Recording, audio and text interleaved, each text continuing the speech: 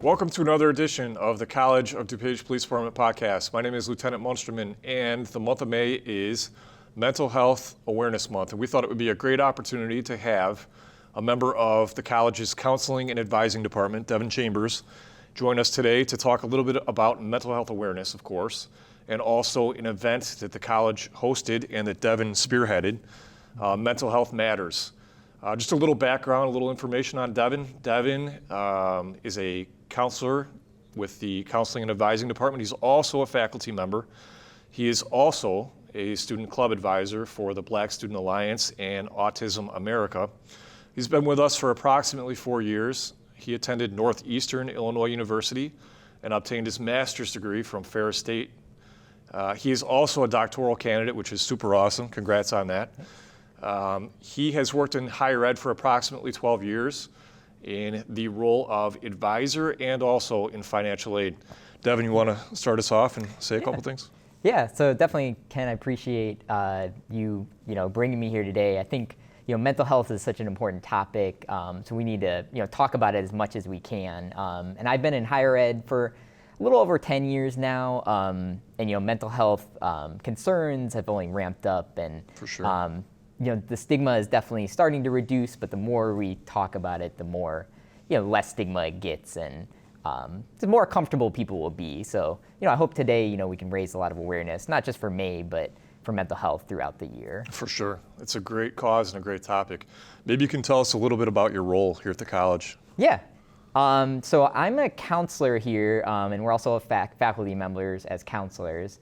And in counseling, we have a three-prong approach. So the primary approach to counseling we have is academic counseling, and that's for students that need help with their academic plans, figuring out like what classes they need to transfer, or whatever their goal might be. We have students all sorts of goals. Students just taking a few classes in the summer that are transferring to university, students that are completing our certificate or degree programs here, and some that want to complete associates and then transfer. So whatever the goal may be, we're there to help them along the way. And then the second approach we have to counseling is career counseling. So those are not just for our undecided students, but students that maybe need more guidance on career choices. What can I do with this major, researching careers, but also kind of learning about themselves, their values, what might fit them in a work environment, and then helping them kind of translate that to like a major, what would they actually study here. So that's our second approach. And then our last approach, which we're talking more about today, is our mental health or personal counseling approach. So we do short-term personal counseling with students on issues around stress and anxiety and depression. So anything that's kind of impacting a student's ability to concentrate, and if it's impacting their academics as well as their just daily life. We do short-term personal counseling with students as well. And I think that's the role from the police department that we're most familiar with is that third-tiered approach of the short-term kind of mental health counseling. And you guys have been such an asset to us over the years. And one of the most recent trends in law enforcement is this co-responder model where police are teaming up with mental health professionals in responding to mental health crisis. And that's something that we've had we've been fortunate enough to have the ability to partner with counseling here at the college and kind of implement that co-responder model years before it was kind of trendy. So we appreciate all your support that you've given us on that. Devin, maybe you can tell us a little bit about the Mental Health Matters event that you ran. How'd it go? Yeah.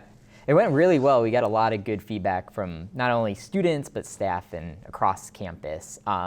So in the past, historically, we've done some events in May that were kind of just one-off events. So like a workshop around stress and maybe a depression screening, and those were fine. But we wanted to kind of pull out all the stops for this month, right? Yeah. Kind of throw all our resources at it and really raise awareness around mental health for the month of May. So we kind of ran it more like a campaign. So we had t-shirts made, like the one I'm wearing today, that says Mental Health Matters. So Mental Health Matters was kind of our tagline for the whole month. We had buttons made that like staff, students, faculty can wear. And then we had, for the first 2 weeks of May, we had several events that not only engaged students, but also raised awareness on mental health. So the first week, we did depression screenings, and we had a lot of giveaways for students, like journals, sleep masks, like cool stuff students, right, can use to relieve their stress. And while in order to get those items, they had to, if they wanted to, fill out screening for whatever mental health like concern they had. So whether it's like depression or anxiety, and then we would kind of score those assessments, those self-assessments, and then encourage a student to make an appointment with us or outside resources if we saw something that we felt like they might need it. Excellent. Yeah. And then we had Chappie out for tabling as well in the atrium, along with giving away like self-care items and doing mental health trivia. So students were asked like trivia questions about different mental health topics, basically. So that was the first week. And that week also we did an event that I was really excited about because it showcased our new virtual reality room. So at the college, we have a classroom that a lot of classes use, like nursing, for example, that has virtual reality equipment and software. And I found a meditation software. So we had students that could go in there and do a little, 10-minute meditation. I don't know about you, Kent, but like for me, like sitting there 30 minutes meditating, in a quiet space, like most of the time it's not gonna happen. No, I don't sit still for 30 minutes. Exactly, right? I'm like, oh, what's happening on my phone? Let me check my email. Yeah. So like, doing it in a more like virtual reality environment, it's a little cooler. There's a little gamification element, right, to it. So it attracts students a little more than if I told a student, like, come to my, meditation. Like, some students might do that, but the vast majority, just like me and you, like, we maybe aren't super enticed by sitting still for half an hour. Not at all. Yeah. Yeah. So yeah, that was a really cool event, and also just raising awareness that we have that room available to for students or for classes. And then the next week, we kind of centered this whole event, or how this whole month started was around one event, which we were really wanting to bring in therapy dogs. So we partnered with the Fox Valley Animal Society, and we were only expecting them actually to bring like 1 or 2 dogs, and they bought 6 dogs, and some puppies, some like just dogs, very older dogs, right? And students were able to come in and just sit with the dogs 5-10 minutes, pet a dog. All the research shows that like petting a dog is equivalent on your brain to like exercise, meditation, because it's very like meditating activity. I don't know if you have a dog, Kim? No, I don't. No, we have a goldfish. A goldfish? Yeah, you can't pet Named your goldfish. Can't pet your goldfish, but no. I'm sure you pet a dog before, right? It's very very relaxing. You can. Like very just kind of like meditating in a sense, petting a dog. So so students were able to pet a dog, and then also we had cosmetology out as well, offering free manicures to students. That was really popular.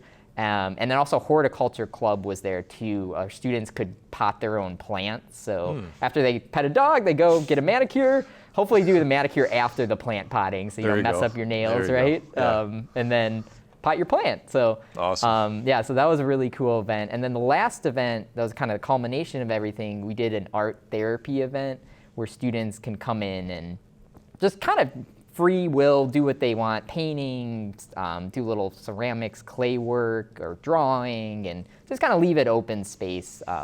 Because I think with a lot of these activities, it's best just to keep it open and let students kind of work at their own pace and how they want to determine what they need now. Exactly. Wait time, right? Yeah. So we joked before in our conversation that I think my recommendation for next time would be that you have a pull-up bar, a deadlift bar, and a burpee station.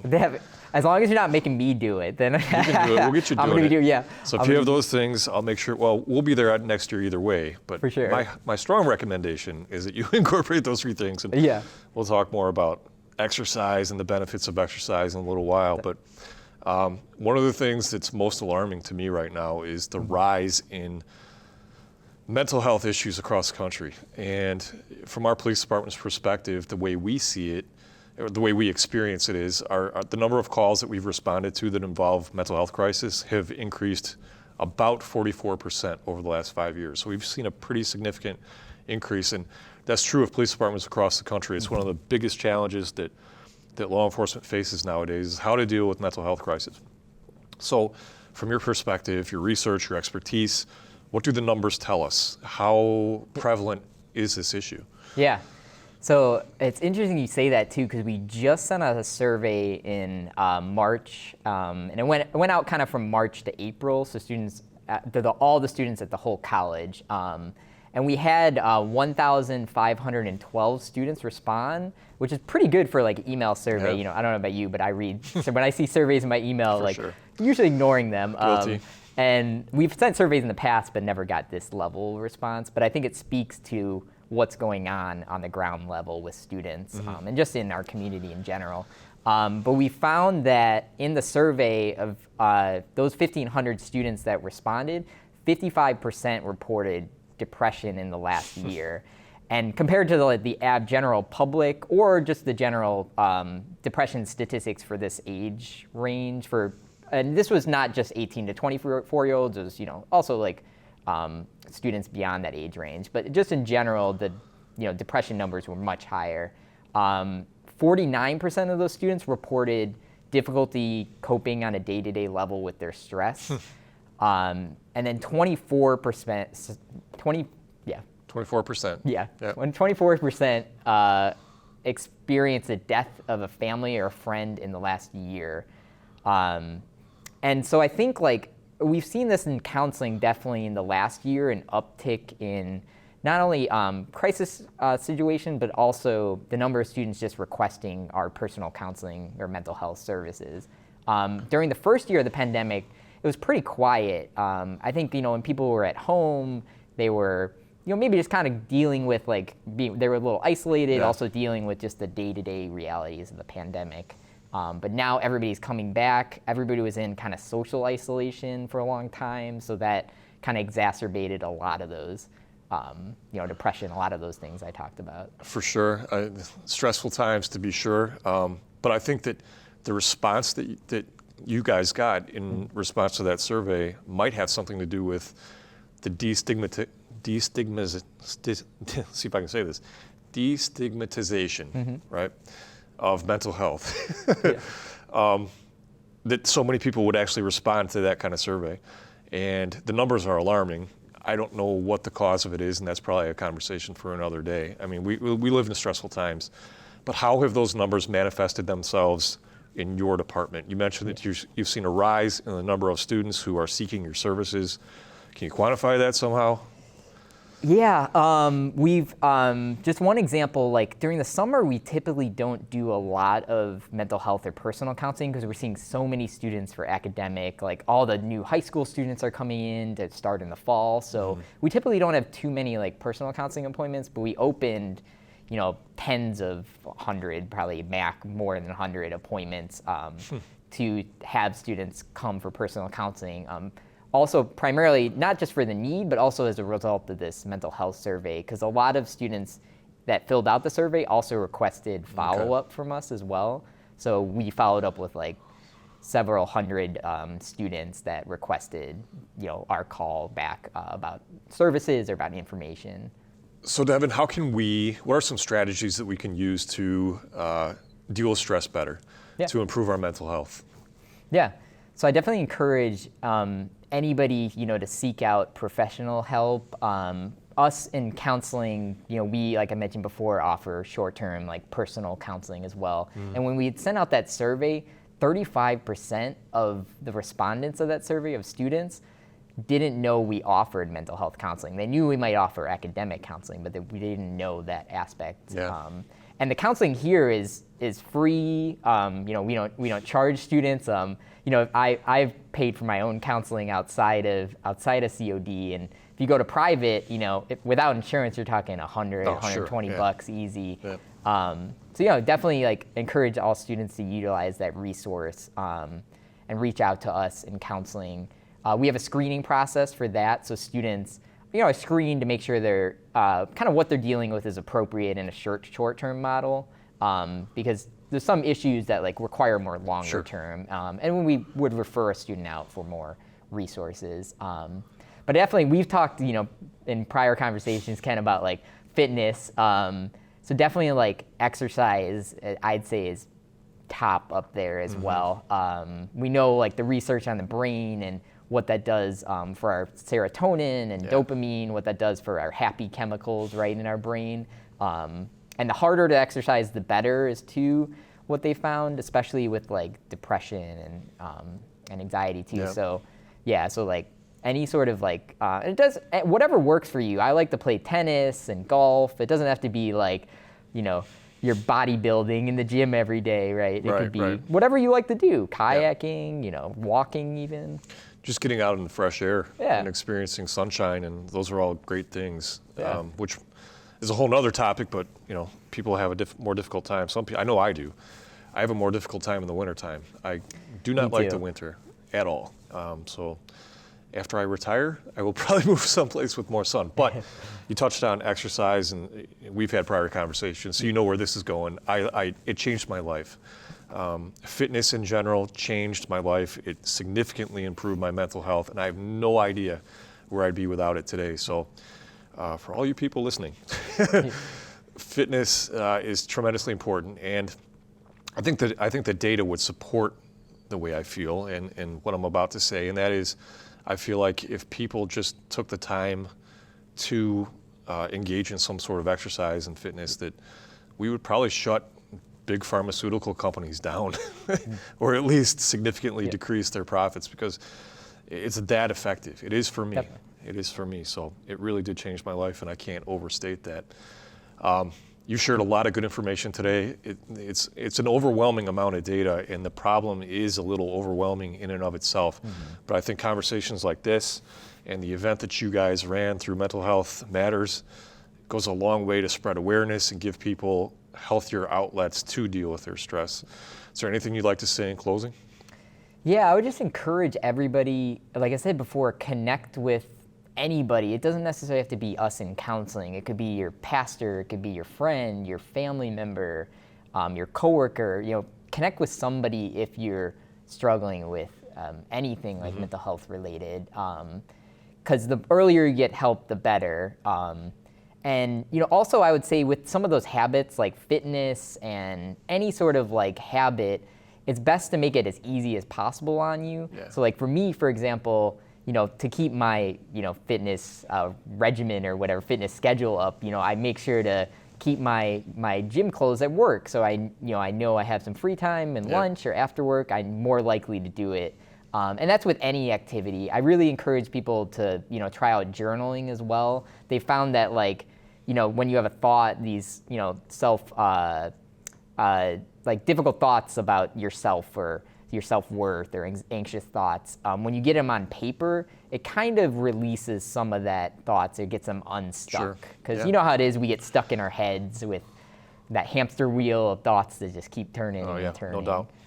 Yeah, so encourage you all, definitely everyone to connect with others. We're all in like you said, it's kind of a weird time right now. We're coming out of, isolation and coming out of a lot of stress out of the pandemic. So connect with your people, just reach out for help if you need it.